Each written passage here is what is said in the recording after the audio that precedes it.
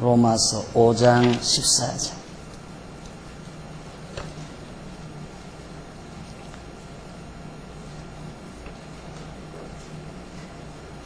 로마서 5장 14절. 그러나 아담으로부터 모세까지 아담의 범죄와 같은 죄를 짓지 아니한 자들 위에도 사망이 왕노릇하였나니 아담은 오실 자의 표상이라. 14절 한 절 보겠습니다. 오늘은 64페이지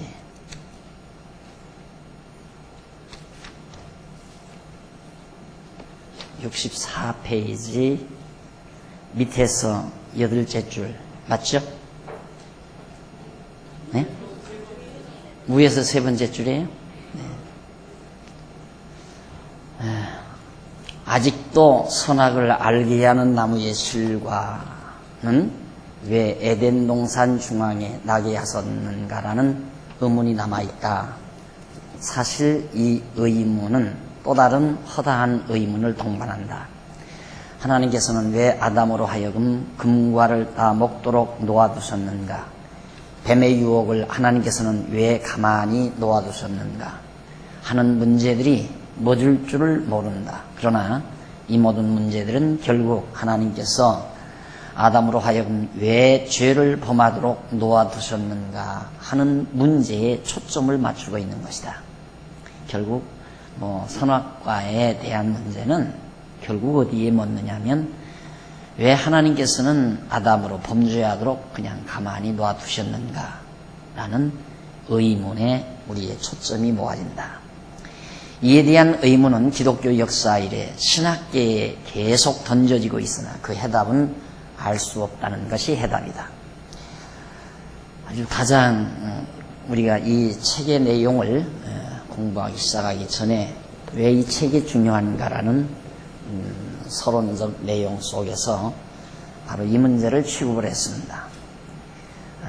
종교라고 하는 것이 죄라고 하는 것과 아주 밀착이 되어 있고 종교는 정말 죄에 관한 문제를 다루는 것이 어쩌면 그 특성일지도 모릅니다. 그래서 대부분의 종교가 도덕적일 수밖에 없다 하는 결론에 다다르게 되는데 기독교가 이 죄라고 하는 문제에 대한 가장 심각한 문제, 왜 하나님은 아담으로 하여금 죄를 범하도록 놓아두셨는가? 이 대답에 대한 질문, 이것에 대한 질문은 기독교 역사 이래 지금까지 학계에서 신학계에서 계속 던져지고 있지만 그 해답은 알 수가 없다, 모른다는 얘기죠. 그러면 이 사실을 모르고 죄 문제를 말한다는 것은 우스꽝스러운 얘기죠. 왜 하나님은 인간이 아담이 범죄하는 걸 하나님이 얼마든지 못하게 하실 수도 있고 또 따먹지 못하도록 선악을 알게 하는 과일을 안 만들 수도 있는데 하나님은 왜 이 선악과를 만들고 그걸 또 먹도록 놓아두셨는가? 결국 많은 학자들은 하나님께서 죄의 존재 자체가 욕구될 만하였거나 다시 말해서 하나님은 어쩌면 죄가 필요했다, 죄라는 게 있어야 된다고 하나님이 생각했거나 그것이 최대선의 필요한 방편이었거나 하나님께서 최대의 선을 이루어가는 하나의 어떤 방편이었거나 선으로 기우는 결과를 가져오도록 죄가 통제될 터이었거나 죄의 허용이 죄를 방지하는 것보다는 적게 고악을 포함하였기 때문이었을 것이라고 그렇게 말한다. 이건 가상적인 거예요. 그러니까 아주 막연한 얘기죠. 어쩌면 하나님께서는 죄라는 것이 있어야만이 됐는지도 모른다. 그리고 또 하나는 그것이 하나님께서 최대의 선을 이루어가는 데 있어서 필요했는지도 모른다. 또는 우리 인간들이 선하게 되어지는 데 있어서 죄라는 것이 바로 통제되는, 죄가 통제될 것이기 때문에, 즉 다시 말해서 인간이 선 쪽으로 기울어지면 죄를 얼마든지 통제할 수 있기 때문에 하나님이 그랬는지도 모르고, 또 죄의 허용이 죄를 방지하는 것보다, 죄를 짓도록 놔두는 것이 죄를 못 짓도록 막는 것보다는 덜 악하였기 때문일지도 모른다. 이런 좀 모호한 말들을 여운으로 남기면서 그냥 이 문제를 거론하지 않습니다. 왜 하나님이 선악과를 따먹도록 놔뒀는가? 왜 그 선악과를 만들었는가? 그래서 언젠가 제가 말씀드렸죠. 어느 유명한 주석가, 우리 한국의 주석가에게 그걸 물으니까, 야, 이 사람아, 나도 하나님께 가면 제일 먼저 물어볼 말일세 했다고. 저는 그 문제에 대해서 거론을 안 하려고 합니다.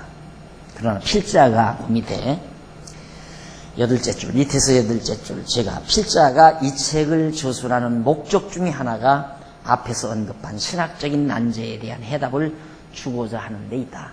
이 책을 저술하는 목적 중에 하나가 이 해답을 주려는 데 있다. 왜 하나님은 선악과를 만드셨을까?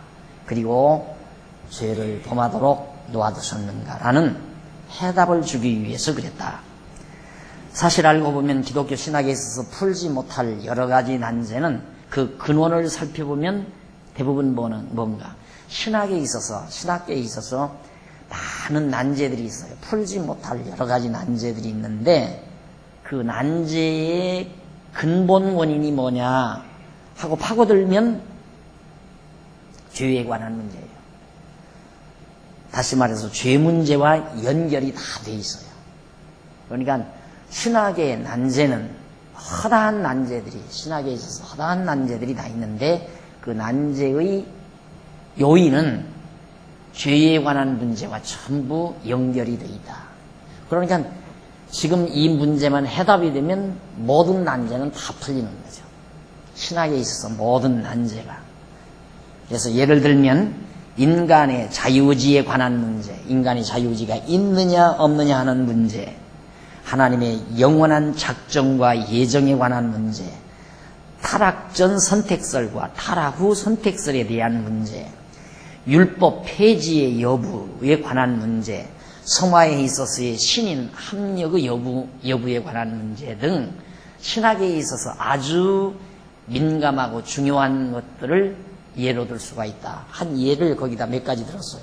아주 중요한 게 신학에서 자유의지 문제, 인간의 자유의지 문제 있느냐 없느냐, 영원한 작정과 예정, 이거 정말 문제죠. 그래서 함부로 학자들이 다루지 아니하는 문제. 그리고 선택설, 타락 전 선택이냐 타락 후 선택이냐, 그리고 율법이 폐지됐느냐 여전히 존속하느냐, 우리 인간이 성화에 있어서 신과 인간이 합력해야 되느냐, 하나님 단독적인 사역이냐 하는 이런 아주 굵직굵직한 신학의 문제들, 이런 것들이 전부 이 죄의 문제와 관련이 있어요. 하나님께서 아담으로 하여금 죄를 범하도록 하신 것인지, 그렇지 않으면 신학자들의 말대로 아담이 죄를 범하는 것을 허용하신 것인지, 아니면 아담이 죄를 범하는 것을 하나님께서 전혀 모르고 계시는 동안 예기치 않았던 순간의 실수를 아담과 하와가 저질러버린 것인지, 이 내용 중에서 하나는 틀림없이 해답으로 결정되어야 한다. 앞에서 말한 대로 한 서너 가지 진리들이 있는데, 이 서너 가지 예 가운데 하나가 결정이 돼야 돼요. 왜냐하면 이 해답의 내용에 따라 신학이 달라지고, 따라서 신앙의 내용이 달라지기 때문이다. 신학과 신앙은 밀접한 관계가 있죠. 신앙 이거와는 아주 밀접한 관계가 있어요. 그러나 신학에서는 신학과 신앙은 다르다고 가르쳐요. 신학하고 신앙은 다르다. 그러니까 신학대로 믿을 필요는 없다 이거죠. 신학은 그렇지만 신앙은 다르다. 신학은 알아야 하는 거고, 믿음은 몰라도 해야 하는 거고, 그러니까 다르죠. 신학은 알아야 하는 거고, 신앙은 알아서 믿는 게 아니라 모르기 때문에 믿는 거고, 그래서 신학과 신앙은 다르다 이렇게 얘기하는 거예요. 그러나 이론적으로 볼 때 우리는 성경, 해석, 신앙, 신조. 그래서 이제 신학, 즉 교리가 나오는 거예요. 교리. 신학, 교리. 그러니까 성경을 바르게 해석이 돼서 알게 되면 믿어지죠. 성경대로 믿어지는 거예요. 믿어지는 조항을 신조라고 그래요. 그 신조를 구체화한 학문을 신학이라고 그래요. 그러니까 신앙과 신학은 아주 밀접한 관계가 있잖아요. 그런데 기존의 신학자들은 신학과 신앙은 다르다. 신학은 알려는 거고 신앙은 모르고 믿는 것이 신앙이다. 그래서 성도들은 신학 안 해도 된다 그거예요. 성도들이 신학을 후퇴해야 할 필요가 없다. 왜? 어차피 신학대로 믿을 수는 없는 거니까. 그 이유는 신학적으로 문제를 해답할 수가 없으니까. 신학적으로 문제에 대한 해답을 해줄 수가 없으니까. 사람이 문제에 대한 해답이 없으면 궁금하지, 안 믿어지잖아요. 해석이 안 되니까 안 믿어지죠. 그렇기 때문에 자꾸 알려고 하지 말라고 해요. 목사님들이, 교사들이 자꾸 성도들에게 알려고 하지 말아라. 그냥 무조건 믿으라 이 말이에요. 무조건 믿으라는 말은 목사 말대로 따르라 그 말이에요. 이게 이제 엄청난 차이죠. 엄청난 차이인데, 이제 내가 지금 이제 근련에 여기 이제 예배당 지면서 대치동에 있을 때부터 특강을 제가 했죠. 특강을 했는데, 물론 성도들은 들으면 자꾸 잊어버려요. 자꾸 잊어버리기 때문에 자꾸 또 말하고 할 수밖에 없는데, 사실 매우 중요한 얘기입니다. 우리가 이렇게 애써서 쓰고 싶은 거 덜 쓰면서 전략해서 이렇게 다 이루어놓고 예배당 쳐놓고 다 했어도 이곳에서 정말 진리가 이렇게 지켜지지 않고 우리가 가르친 진리가 잘 보존이 안 되고 또 이대로 안 믿어지면 있으나마나 한 거예요. 우리의 수고가 다 헛것이 된다 이 말이에요. 다. 그래서 이 똑똑히 좀 성도들이 알아야 항상 내가 살아있는 것이 아니고 여러분들이 살아있는 게 아니잖아요. 우리는 죽어요. 언젠가는. 지나간다 이 말이죠. 그래서 자라나는 젊은 세대들에게 이걸 똑바로 가르쳐 주어야 하는 이유가 이런 엉터리 때문에 그래요. 성도들은 신학교 할 것 없다 이거예요. 그런데 성도들은 신학을 했다면 자기보다 엄청 위대한 사람인 줄 알아요. 대단한 거 공부하고 온 사람들인 줄 안다. 근데 사실은 모르는 거 공부하고 온 거예요. 전혀 자유의지 문제도, 그 다음에 성화에 관한 문제도, 율법 폐지에 관한 문제, 작정과 예정에 관한 문제, 뭐 이런 문제들을 저는 선택설과 전택설이냐 후택설이냐 이런 문제들을 전혀 정확하게 해답을 못하고 결국 그런 것들은 전부가 다 죄 문제와 관계가 있죠. 죄의 문제와. 죄란 무엇인가? 기껏해야 율법을 범하는 것이 죄다. 죄의 본질이 뭐냐? 죄의 본질 말 못하죠. 뭐가 죄인지를 모른다. 다만 형식적인 죄의 개념, 즉 하지 말라는 거 한 것이 죄다. 이렇게 나온다 이 말이에요. 그러니까 그게 윤리적이고 도덕적인 것으로 떨어져 버리고 마는 거죠. 그래서 이게 해답이 안 됩니다. 신학에 답이 없어요. 그러니까 성도들이 이걸 알면 불신앙이 생기죠. 불신앙. 여기서는 이제 불신앙. 신앙하지 못한다. 안 믿어져요. 모르니까.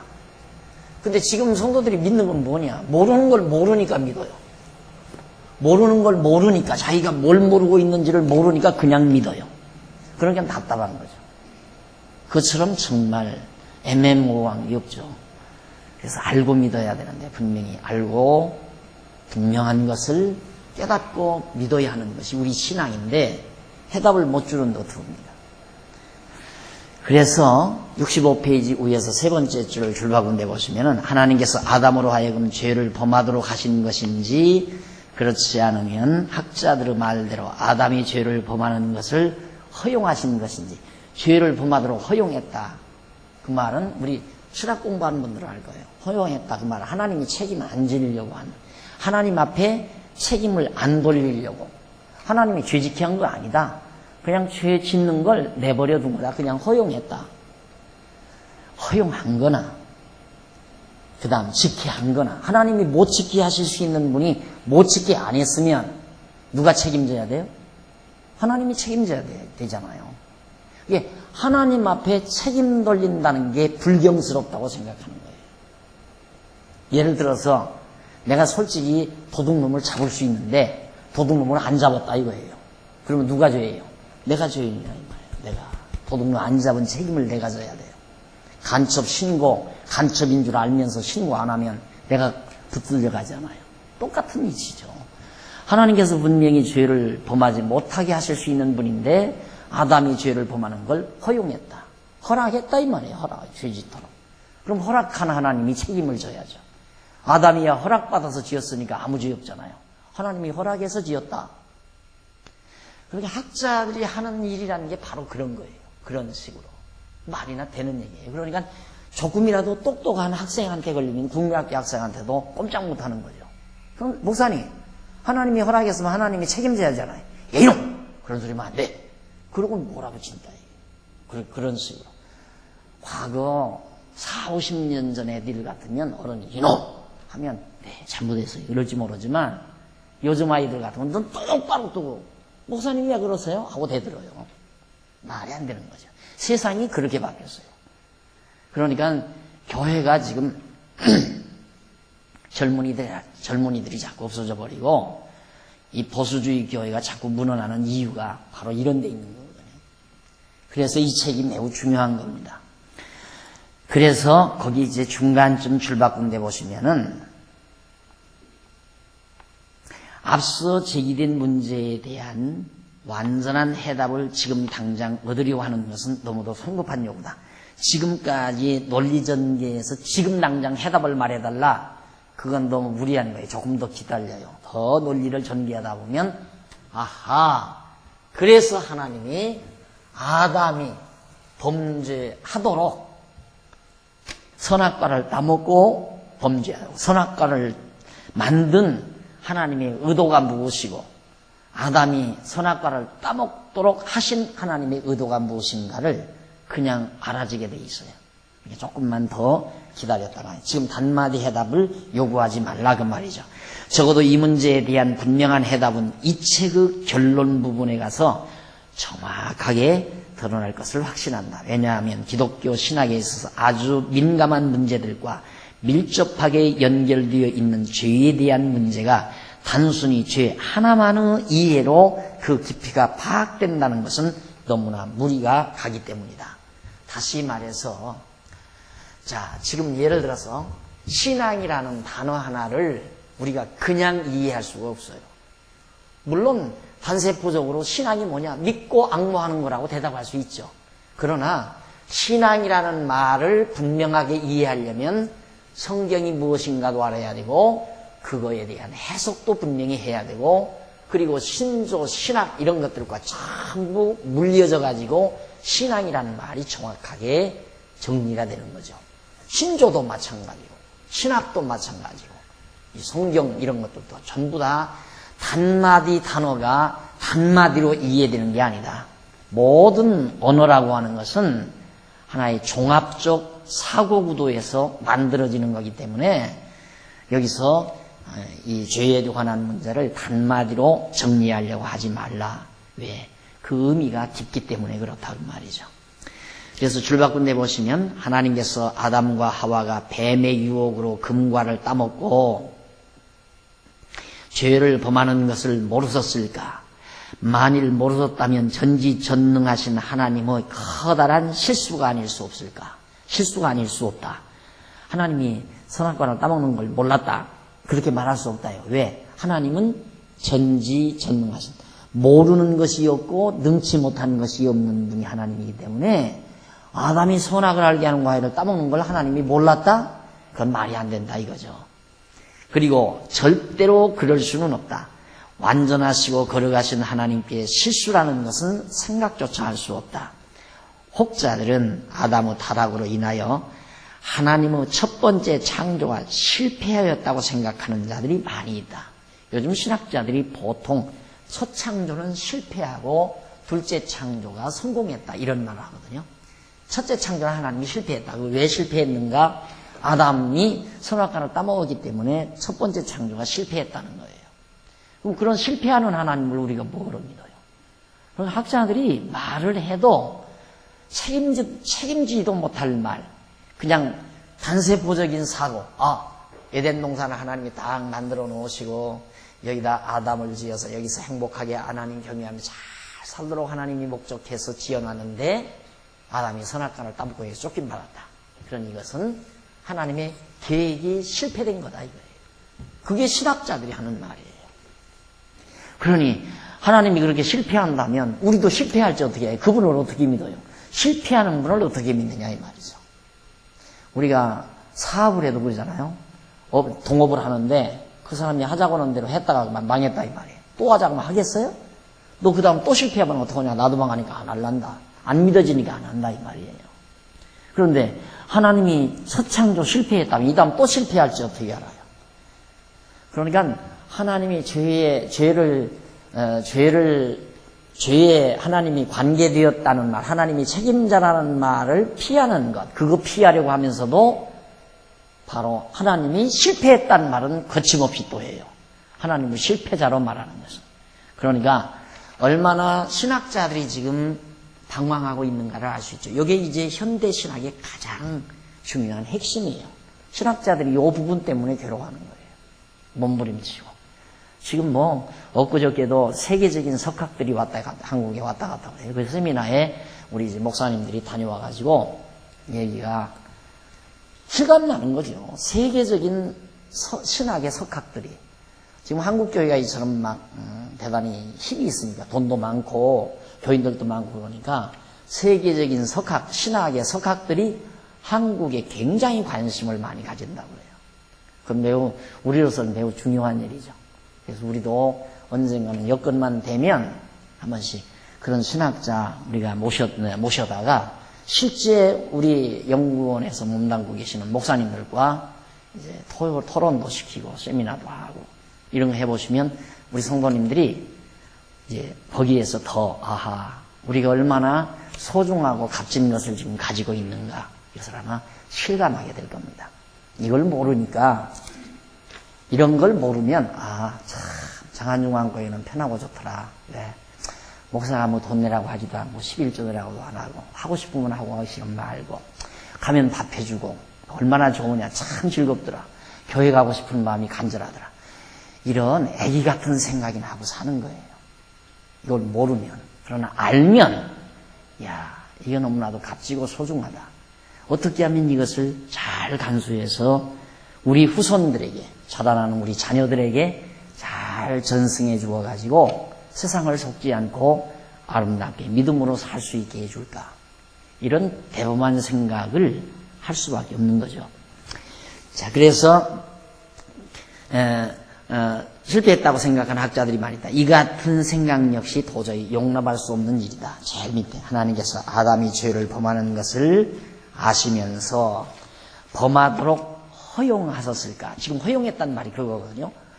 선악을 알게 하는 과일을 따먹을 줄 알면서도 그걸 허용했다. 사실 노골적으로 말하면 동산 한 중앙에다가 선악과를 이렇게 매달려 놓은 것은 따먹기 좋게 매달려 놓은 거예요. 한 중앙에다가 이렇게. 그래서 보암직하고 먹음직하게. 못 따먹게 하려면 저 밑에 낭어동 밑에, 저 막 낭떠러지 밑에 사람이 도저히 발길 못 닿을 수 있는 곳에, 그런 곳에 선악과를 나게 하고, 그리고 막 가시가 삐쭉삐쭉 돌리고 또 돋치고 먹으면 막 쓸이 있어서 막 입에 여러 가지 입이 막 불어트고 이렇게 악독한 과일로 만들어놔서 먹으라고도 안 먹죠. 그냥 따서 냄새만 맡아도 막 웩질이 나오는 그런 과일로 만들어놨으면. 그런데 보암직하고 먹음직해 해서 따먹기 좋은 한 동산 중앙에 놓은 것은 따먹게 하시려는 거죠. 따지고 보면.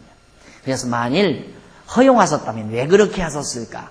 하나님의 말씀에 대한 불순종의 결과가 얼마나 고통스러운 것인가를 알게 해주기 위해서 그렇게 하시는 걸까? 만일 그렇다면 인간의 타락이 하나님의 영원한 작정 안에서 섭리된 것을 허용하셨는지, 아니면 하나님의 작정 밖의 인간의 단독 의지에 의한 순간적 결정에 따라 행동하는 것을 허용하신 것인지.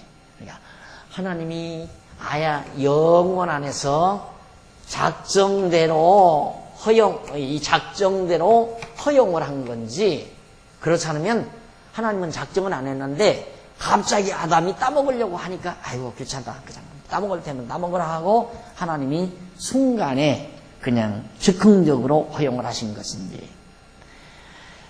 그러면서 전자일 경우라면, 영원한 작정된 대로 허용했다면 인간의 타락은 완전한 하나님의 작정선이라는 말과 동일한 의미의 표현이며, 후자일 경우 아주 갑자기 하는 걸 하나님이 즉흥적으로 허용했다면 어디까지나 피조물에 불과한 인간이 하나님의 영원한 작정선의 영역을 떠나 독자적으로 의지결정하고 행동할 수 있는 완전한 독립적인 자유의지의 소유자라는 말이 된다. 이래도 저래도 지금 다 걸려든 거예요. 도대체 뭐냐. 이것은 도저히 용납될 수 없는 궤변에 불과하다. 저런 이론들은 용납이 안 돼요. 궤변이에요. 궤변에 불과하다. 왜냐하면 피조물 중 어느 그 무엇도 하나님의 영원하신 작정섭리의 영역을 벗어나서 있을 수도 없거니와 하나님의 영역 밖이라는 것이 있을 수도 없기 때문이다. 그래서 우리 도표는 이게 하나님이에요. 이 하나님 안에 바로 세계가 있죠. 세계. 하나님의 피조 세계. 하나님 안에. 하나님, 이 피조 세계는 하나님 안에 존재하는 하나님의 피조물이니까. 그런데 여기 하나님이 이 피조물과 전혀 관계하지 않는, 이 모든 피조물은 하나님을 떠나서는 존재가 불가능해요. 하나님 안에 존재하는 것이지 피조물이 하나님 밖에 존재하는 것이 아니란 말입니다. 그래서 그 철학에서 초월자란 말은, 하나님은 이제 이게 이제 피조물인데, 이건 피조물인데 하나님은 이렇게 따로, 하나님 피조물과 아무 관계가 없이 따로 이렇게 존재한다. 이게 이제 초월신만 믿는 자연주의자들의 실론이죠. 그래서 이 피조물과는 하나님과 아무 관계가 없다, 이런 생각. 그래서 인간 피조물이 마음대로 결정해서 행동할 수 있다, 그런 얘기가 됩니다. 그래서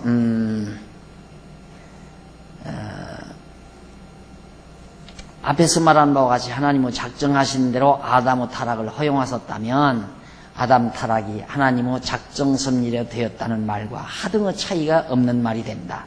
이것이 사실이라면 하나님께서는 왜 인간의 타락을 작정하셔서 죄인이 되게 하셨을까? 도대체 하나님의 그러면 작정대로 허용했다. 말을 그냥 허용이라고 그냥 용납하자 이거죠. 최소한 양보를 해서. 그러면 학자들이 말하는 대로 하나님이 허용했다. 그러면 갑자기 하나님은 몰랐다가 인간이 따먹는 걸 즉흥적으로 허용했다. 이건 말도 안 되고 궤변이라 이거죠. 그러나 그러면 하나님 작정대로 허용했다면 어차피 작정대로 인간은 선악을 알게 하는 과일을 따먹고 죄를 졌다 이거죠. 그럼 왜 하나님이 그렇게 선악을 알게 하는 과일을 따먹고 죄를 짓도록 허용하셨는가? 그 이유가 뭐냐 이 말이죠. 그래서 죄인이 되게 하시고 먹지 말라고 하신 하셨을까? 밑에 세 번째 줄 앞부분, 하나님께서는 작정대로 아담을 죄인이 되게 하시려고 먹지 말라고 명하신 금과 나무를 에덴 동산 중앙에 나게 하셔서 먹음직도 하고 보암직도 하고 지혜롭게 할 만큼 탐스럽기도 한 실과를 맺게 하셨는가? 하나님께서 지으신 들짐승 중 가장 간교한 뱀도 하나님의 작정섭리대로 자기 역할을 감당한 것일까? 이와 같은 당연한 의문들은 인간의 사색에 의한 철학적 방법으로는 절대로 해결할 수 없는 것들이다. 이런 문제들을 그냥 인간이 곰곰이 생각해서는 그 이유를 찾아낼 수가 없는 것이다 이 말이죠. 그러나 하나님께서 특별 계시로 주신 성경을 통해서는 충분히 해답을 얻을 수 있는 것들이다. 이제 이런 의문들은 성경을 통해서 우리는 충분히 해답을 얻는다. 그럼 성경에서 사도 바울은 로마서 5장 후반부에서 하나님께서 택자에게 주신 하나님의 의에 대한 성질을 설명하는 과정에서 아담은 오실 자의 표상이라고 말한다. 아까 읽어드린 말씀 있죠? 아담은 오실 자의 표상이다. 로마서 5장 14절. 여기서 오실 자란 당연히 예수를 가리킨다. 자, 여기 이제 아담인데 아담은 장차 오실 자 예수를 말한다. 예수. 오실 자 예수. 아담은. 그럼 하나님이 아담을 지으신 것은 장차 예수 보낸다는 말이거든요. 둘째 아담 예수를 이 세상에 보낸다. 그 말이에요. 그러면 예수를 죄를 용서해 주실, 죄를 위해서 십자가 지실 예수를 왜 보내는가? 예수님께서 그러잖아요. 제자들에게 내가 온 것은 섬김을 받으러 온 것이 아니라 바로 대속제물로 죽으러 오셨다. 예수님이 제물로 죽으러 오셨다 이거예요. 이것은 만세전에 하나님의 작정된 섭리예요. 그래서 이걸 작정해 놓고 예수 그리스도를 작정해 놓고 그 표상으로 아담을 지어 놓은 거라 이 말입니다. 그러면 아담은 오실 자의 표상이라면 예수 오실 것을 하나님이 작정해 놓으셨다. 그럼 왜 무엇 때문에 예수님이 오시는가? 죄를 위해서 죽으시려고. 그럼 죄를 위해서 죽으시려고 한다면 죄가 있어야 돼요, 없어야 돼요? 죄가 있어야 되잖아요. 당연하잖아요. 죄 없는데 뭐로 예수가 와요? 그러니까 예수 오시기로, 예수를 보내시기로 하나님이 작정하신 것은 일단 죄라고 하는 것을 하나님이 존재하게 하고 그 죄를 예수가 대신 다 해결하게 하려고. 그러면 첫 아담은 죄인 되게 하고 둘째 아담은 죄를 멸해서 의인 되게 하고 여기는 죄 되게, 여기는 의 되게, 의인 되게, 의롭다 하시려고. 이게 이제 하나님의 계획이에요. 그러니까 하나님은 당신의 계획대로 메시아 예수 그리스도를 보내어서 십자가에 못 박혀 죽으심으로 의인 되게 하려면 예수 오시기 전 죄인 되게 해야 되잖아요. 그래서 첫 아담은 죄인 되게 하기 위해서 선악을 따먹고 죄인이 된 거고 둘째 아담은 의인 되게, 바로 그 죄를 지은 인간을 대신해서 속죄 제사를 드리고 의인 되게 하시러 오시는 것이다. 이게 하나님의 계획이에요. 그러면 죄 되게 했다가 의 되게 하는 이유가 뭔가? 그 이유도 이제 나와요. 자, 오실 예수에 대한 상징적 존재라는 뜻이다. 그런데 아담과 예수는 서로 같지 아니한 것이 있는데 그것은 아담 한 사람이 범죄로 말미암은 사람이 정죄에 이른 것 같이 예수 한 사람의 의의 행동으로 말미암아 많은 사람이 의롭다 하심을 받아 생명에 이르게 되는 것이다. 로마서 5장 15절로 19절 그 뒤에 다 나와요. 19절 이와 같은 하나님의 섭리가 창세전에 작정하신 것이라면 아담의 타락은 하나님의 작정하신 뜻대로 되어진 것이라는 결론에 이르게 되죠. 당연하잖아요. 작정대로 된 거예요. 하나님의 작정대로 되지 않은 게 하나가 없죠. 모든 피조세계에 되어지는 일들은 전부 하나님의 계획대로, 로고스라고 그랬죠? 로고스. 하나님의 작정, 계획, 뜻, 생각, 사상. 이 로고스라는 말이 그거라고 그랬어요. 로고스는 뭐냐? 하나님의 작정, 계획, 뜻, 생각, 사상. 이런 의미를 포함하는 말이 곧 로고스란 말이에요. 그러니까 로고스 이 말씀이죠? 이거 말씀.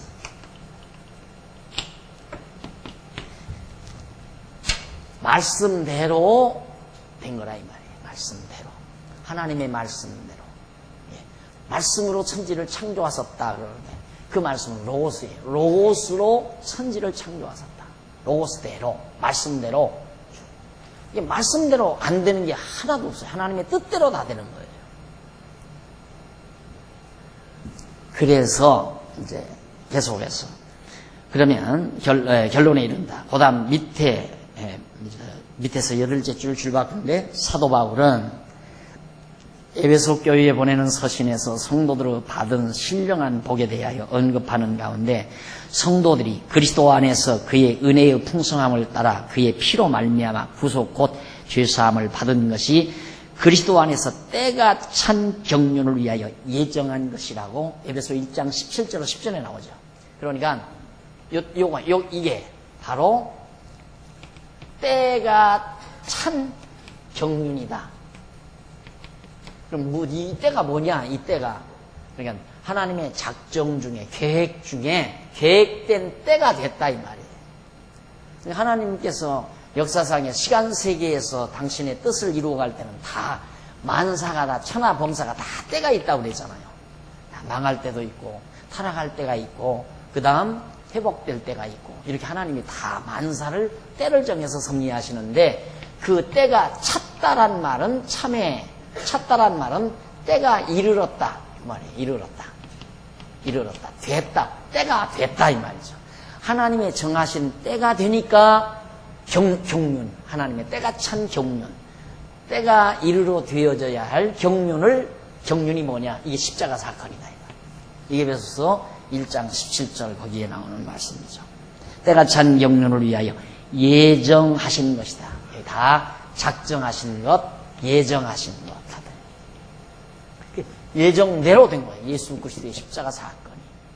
그러니까 바로 아담의 타락, 한 사람 타락으로 모든 사람이 죄에 이르고 한 사람의 의로 많은 사람이 의에 이르도록 하시는 하나님의 이 때가 찬 경륜, 그것이 예정대로 됐다. 그러면 한 사람의 의롭다 하심으로 많은 사람이 의롭다 하는 건 하나님의 작정이고 한 사람의 범죄로 많은 사람이 죄인이 되는 건 하나님의 작정이 아닌가? 아니, 둘 다 하나님의 작정대로 된 것이다. 그런 얘기예요. 자, 그러면 이건 분명하죠. 이 둘이 다 하나님의 작정대로 됐다. 그러면 왜 죄인 되게 했다가 의인 되게 하는가? 간단해요. 왜 죄인 되게 했다 의인 되게 하는가? 우리들은 무엇 때문에 다시 회복시켜 줄 걸 헐어버렸는가? 예루살렘 성전도 다시 에스라 때 다시 지켜야 할 걸 왜 헐었는가? 포로로 잡혀가 포로에서 다시 돌아오게 할 바에는 왜 포로로 잡혀가게 했는가? 탕자를 집으로 들어오게 할 바에는 왜 무엇 때문에 탕자가 나가도록 하셨는가? 아버지가 똑같은 원리예요. 아주 간단하잖아요. 너무너무 간단하고 쉬운 건데도 그걸 못 찾는 거예요. 이렇게 쉬운 것을.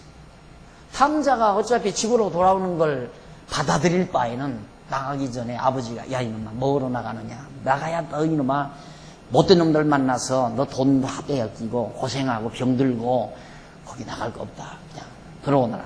나하고 같이 살자고 붙들어 놔야죠. 그런데 왜 나가도록 놔두고 돌아오는 사람 또 받아들이느냐 이 말이죠. 헐으시고 세우시고 때리시고 싸매시고 싸맬 바에야 뭐로 때려요? 때리고 피나는데 약사다 또 발라주고 왜 그래요? 문제는 깨닫게 하려는 거예요. 이게 깨닫게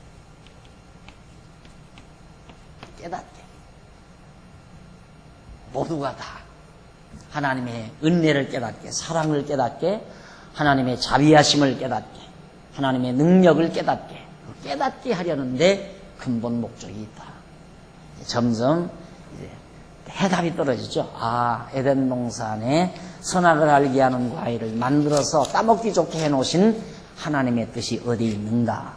우리도 그래요. 우리도 이 세상에다 놔두어 봤댔자 죄 지을 것밖에 없어요. 보는 대로 생각나는 대로 전부가 다 죄 짓기 딱 알맞은 세상이에요. 그냥 뭐 노력 안 해도 죄 짓는 건 주르르 미끄러 들어가요. 이 세상이라. 이런 세상에 하나님이 못 들어놔둬요. 우리를 왜 여기다 놔두느냐 이 말이죠. 그런 궁금한 생각 안 해보셨어요 여러분? 이유가 다 있어요. 그런 이유가. 즉 아담을 표상으로 하는 오실자로서 예수 그리스도의 구속사역이 하나님의 예정된 섭리라는 뜻이다. 그렇다면 아담의 범죄로 인하여 타락사건 역시 하나님의 예정된 섭리임에 의심의 여지가 있을 수 없다. 왜냐하면 성경이 아담은 오실 자의 표상이라고 했는데 아담의 사건은 예정이 되지 아니하고 예수의 사건만 예정이 되었다는 논리는 절대로 성립될 수 없기 때문이다. 이게 예정이 안 돼 있는데 이걸 예정할 수 있어요? 왜? 아담이 죄를 안 지면 예수가 와서 죄를 위해서 죽을 필요가 없어요. 죄가 없는데 뭐로 죄를 져요? 죄를 위해서 죽어요. 안 그래? 죄가 있어야 죄를 위해서 죽죠. 그래서 이 학자들이 여기서 무슨 뭘 묻느냐면, 만일 아담이 타락을 안 했다면 예수가 그래도 와야 되느냐 안 와야 되느냐 이 질문을 던져요. 그런데 참 재미난 건 그 질문 앞에 그래도 와야 된다. 이게 예정론자들이에요. 범죄하지 않았으면 오실 필요가 없다. 이 사람들은 하나님의 작정과 예정을 믿지 않는 사람들이에요. 그러니까 그건 완전히 어떤 전제 조건에 의해서 역사가 이어진다는 인본주의적인 사관을 가진 사람들은 예수가 올 필요 없다. 아담이 범죄를 안 했는데 왜 예수가 오느냐 하는 거고, 예정론자들은, 우리 장로교 보수주의 신학자들은 예수님이 온다는 게 분명히 예정되어 있는데, 하나님의 작정 섭리고 예정이 되어 있다고 그랬는데 설령 아담이 범죄를 안 했더라도 그래도 예수는 와야 되지 않는가, 이렇게 생각을 하고 그래도 와야 되지 않느냐 이렇게 말은 해요. 그러니까 답답한 거죠. 이 사건과 이 사건을 따로 떼놓고 생각하는 거예요. 그런데 늘 말하지만 역사는 하나다. 하나. 그래서 역사 해석은 하나로 해석을 해야 역사가 해석이 되지, 자꾸 역사를 이렇게 분할해버리면 역사 해석이 불가능하다. 내가 어제도 성도대학 하면서 그런 얘기했지만, 요셉의 생애를 아버지 사랑받는 시대, 고난받는 시대, 미움받는 시대, 또 감옥살이 시대, 그리고 총리가 되는 시대, 형제들을 구원하는 시대, 이렇게 토막토막 잘라놓으면 역사 해석이 안 돼요. 왜 아버지 사랑받는 요셉이 저렇게 애매히 고통을 당하는가? 왜 요셉이 아무런 죄도 없는데 왜 감옥에 들어갔는가? 도대체 알 수가 없잖아요. 해석이 안 돼요. 그러나 요셉의 생애 전체를 하나로 놓고 보면 깨끗하게 해석이 되죠.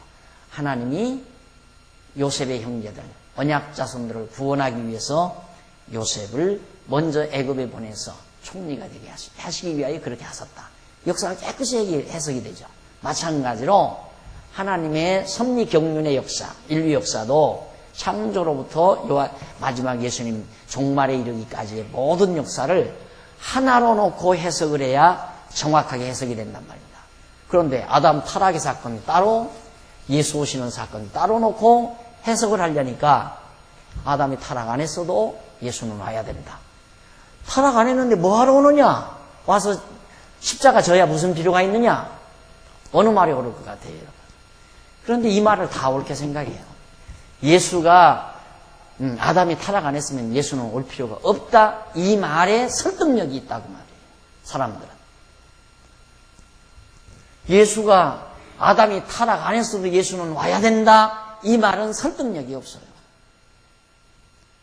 자, 이런 것들이 신학자들이 고뇌하는 중요한 문제들입니다. 그러니까 우리에게는 이런 거 아무것도 아닌데 그냥 말만 되면 간단하게 우리의 머리가 깨끗하게 정리되잖아요. 지저분하고 복잡한 생각들이 싹 지워지죠. 그래서 하나님께서 나를 어두움 가운데 집어넣어도 감사하고, 나를 밝은 가운데 있게 하셔도 감사하고. 왜? 깨닫게 하시니까. 그걸 통해서 깨닫게 하시니까. 예루살렘 성전을 헐으셔도 감사하고, 다시 세우게 하셔도 감사하고, 하나님께서 나를 채찍질해도 감사하고, 나를 싸매주셔도 감사하고. 왜? 그걸 통해서 나를 깨닫게 하시니까. 이게 이제 우리의 하나님의 섭리에 대한 시각이에요. 그러니까 아담 타락 이것과 그 다음 예수의 속죄 이 사건이 합력해서, 두 사건이 합력해서 결국 깨닫게 하는 선을 이룬다 그 말이에요. 그렇죠? 아담이 타락한 사건과 예수의 속죄 사건이 합력을 해서 하나님의 사랑을 깨닫게 하신다. 깨닫게 하는 선을 이룬다. 그래서 모든 일이 합력하여 선을 이룬다. 이 두 사건이 합력해서 선을 이룬다. 깨닫게 하는 선을 이룬다. 이게 우리의 하나님의 섭리에 대한 시각입니다. 그래서 이제 우리의 생각의 폭이 넓어지죠. 생각의 폭이. 그러지 않으면 우리는 이건 나쁜 거고 이건 좋은 거고, 그것이 흑백 논리예요. 이건 참 나쁘고 이건 좋다. 우리가 이 갈등 속에서 스트레스를 받는 거예요. 이건 나쁘고 이건 좋다. 좋고 나쁜 것 속에서 갈등이 생기는 거거든요. 그런데 우리는 둘 다 합력해서 선을 이루기 때문에 둘 다 좋다. 그 말이에요. 어느 것이 옳아요? 아버지 떠나고 나가는 것은 나쁜 짓이고 아버지께로 돌아오는 것은 좋은 짓이다. 이거죠, 우리는. 보통 대부분의 사람들은. 그러나 아버지 품에서 떠났다가 들어옴으로 아버지 사랑이 얼마나 큰가를 깨달았기 때문에 나갔다 돌아오는 것이 다 좋은 것이다. 나갔다 돌아온 것이 좋은 거다, 그 말이에요. 나간 것만 좋은 게 아니라 나갔다 돌아온 것이 좋다. 나갔다 돌아온 것. 이 둘이 다 합력해서 깨닫게 하니까.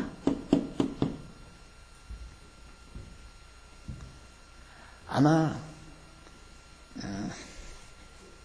언젠가는 지난번에 이제 세계적인 석학들이 왔는데 정말 좀 그 영어에 좀 능란한 사람이 지금 우리 이 성경신학을 잘 성경신학적인 용어를 잘 묘사할 수 있는 그런 능력만 가진다면 아마 박사학위밖에는 거저먹을 거예요.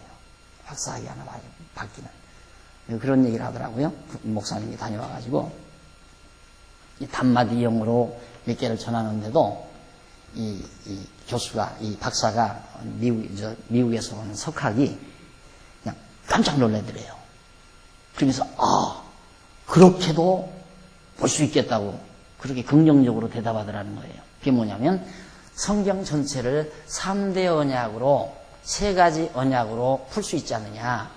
그래서 창세기 1장 28절을 말하면서 자손 번창, 땅 정복, 그리고 통치. 그래서 역사적으로 구약을 이렇게 보면 구약이 하나의 논리체계로 정리되지 않느냐 그러니까 깜짝 놀래더래요. 그래서 나 좀 그 말 듣고는 깨기마다니까요, 솔직히. 그 사람은 나보다 월등한 이름난 박사이기 때문에 그 사람이 책 써내버리면, 그 사람이 연구해서 책 써내버리면 내 건 다 그 사람 거 보고한 것이 되는 잘못된 이제 인식이 될지만, 물론 이제 책 출판이 내가 먼저 한 것이 드러나기는 하지만 그 사람은 세계적인 학자고 나야 뭐 한국의 학자도 못된 입장이니까 내가 몰리죠. 일단은 그 큰 핵심 3대 언약으로 구약이 하나의 논리로 풀어지지 않느냐 하니까 깜짝 놀라더래요. 그러면서 앞으로 한번 연락을 하자고 그러면서 연락처를 받아두라고 그런 얘기를 하더라고요. 그런데 아마 그런 점에, 그래서 서구학자들이 참 좋아요. 여러분들이 우리나라 학자 지난번 모셔와서 해봤지만은 고집만 쓰잖아요. 선배들이 그렇게 했습니다. 이론이 안 되는데도 자꾸 질문하니까 대답할 생각은 않고 상대방을 인정할 생각도 않고 선배들은 다 이렇게 생각했습니다. 말을 자꾸 피하잖아요. 그런데 큰 학자들, 서구 큰 학자들은 오르면 굿한다 이 말, 좋다 이 말이에요. 아주 멋있다, 좋다, 옳다, 그러다, 예, 정확하게 말해줄 수 있는 그게 이제 서구인들의 특성인데 거기에 한번 지금 기대를 좀 걸어보는 거죠.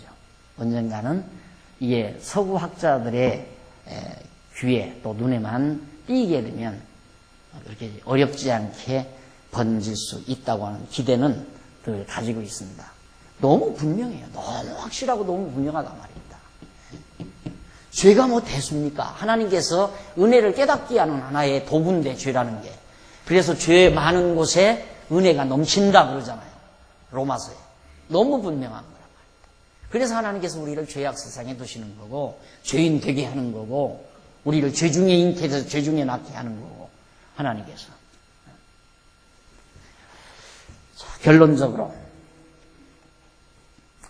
하나님께서 결론적으로 거기 68페이지 위에서 5째 출발을 내보시면 결론적으로 하나님께서 아담을 지으시고 선악을 알게 하는 나무의 실과를 나게 하셔서 따먹지 말라고 금과 법을 주시고 뱀으로 하여금 하와를 유혹하여 금과 법을 범하고 타락하도록 작정하신 대로 섭리하셨다는 결론에 이르게 된다. 따라서 선악을 알게 하는 나무의 실과나 그 실과를 먹지 말라는 금과 법이나 그 법을 어기고 죄를 범하도록 하와를 유혹한 뱀 등은 모두가 하나님의 작정하신 뜻을 이루는 데 필요한 도구들임을 알 수 있다. 다 선악과니, 아담이니, 뱀이니, 금과법이니 이런 것들이 다 하나님의 뜻을 이루어가는 하나의 도구에 불과한 것들이다. 다. 그래서 모두가 뜻을 이루는데 도구임을 알 수 있다. 특히 에덴 동산의 금과법은 아담과 하와가 지은 죄를 이루는데 형식상으로 결정적인 역할을 한 도구이다. 금과법. 우리가 지금 공부하는 것이 율법과 죄에 대해서 공부하죠. 율법과 죄. 그러니까 율법과 죄 중에 율법과 관계 있는 죄에 대해서 지금 우리가 공부하고 있는 겁니다. 그래서 금과법 아래서의 죄. 이게 지금 우리가 공부하는 대목인데, 그러니까 금과법, 에덴의 법 아니에요? 에덴 동산의 법. 이게 금과법이란 말이다. 과일 따먹지 말라고 금하신 법이라. 율법이죠. 에덴 동산의 법, 율법. 이것이 없다면 죄가 형성이 안 되죠. 죄가. 이 금과법을 범하니까 불순종. 이 법을 불순종. 이걸 불순종하니까 죄가 된 거예요. 그러니까 지금 신학계에서 말하는 건 이것만 말하는 거예요. 쉽게 말하면. 죄란 뭐냐? 하나님의 명령을 어긴 것이 죄다. 형식만 말하지. 죄의 형식만을 말하지 죄의 본질을 말을 못한다. 죄의 본질. 이 죄의 본질을 모르면 형식만 가지고는 안 되잖아요. 그럼 하나님께서 법을 안 만들면 죄가 없는 거 아니에요. 그렇죠? 법이 없으면 죄가 안 되니까. 그리고 법을 안 만들려면 아예 안 만들 뿐만 아니라 선악과를 안 만들었으면 아예 죄는 없는 거예요. 금과법도 없고. 그런데 왜 하나님이 선악과 만들어 놓고 금과법을 따먹지 말라고 냈냐? 따먹지 말라고 할 바에 아예 만들지 말아야지. 결국은 하나님이 금과법을 에덴 동산에 정말 선악과를 만들어서 먹음직하고 보암직하고 지혜롭게 할 만큼 탐스럽게 해서 따먹기 좋은 한 중앙 동산 중앙에다가 나게 하신 이유는 불순종해서 먹지 말라는 걸 먹고 불순종해서 죄인 되게 하시려고. 왜 죄인 되게? 죄인 되게 해서 장차 둘째 아담 예수가 와서 의인 되게 하시려고. 죄인 되게 했다, 의인 되게 하시려고. 왜 그러는가? 깨닫게 하시려고. 바로 그래요.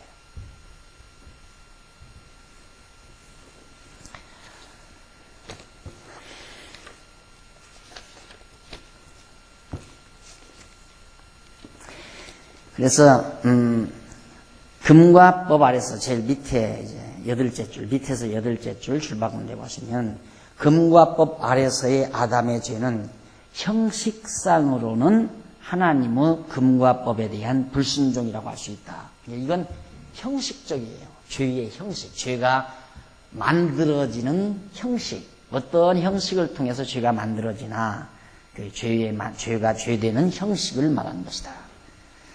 본질상으로, 죄의 본질상으로는 아담이 선악을 알게 된 것이라고 할 수 있다. 아담이 선악을 아는 것, 이게 이제 죄,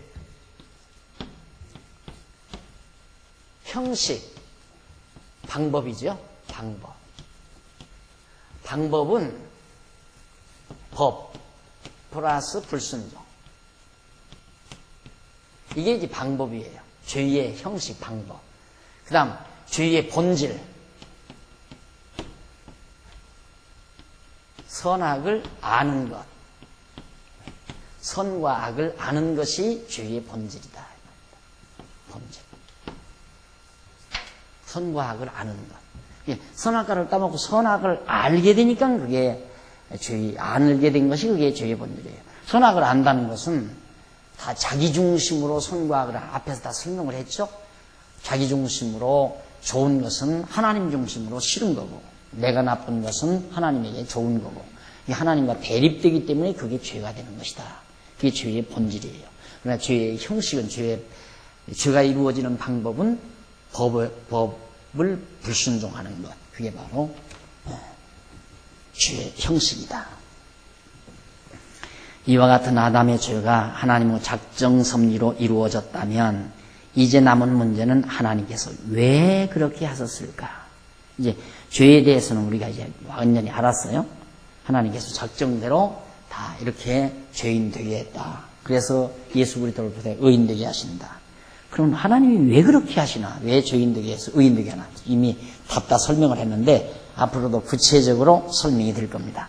하는 것이다. 이 문제의 해결은 잠시 뒤로 미루는 것이 논리의 전개에 있어서 매우 편리하다고 생각한다.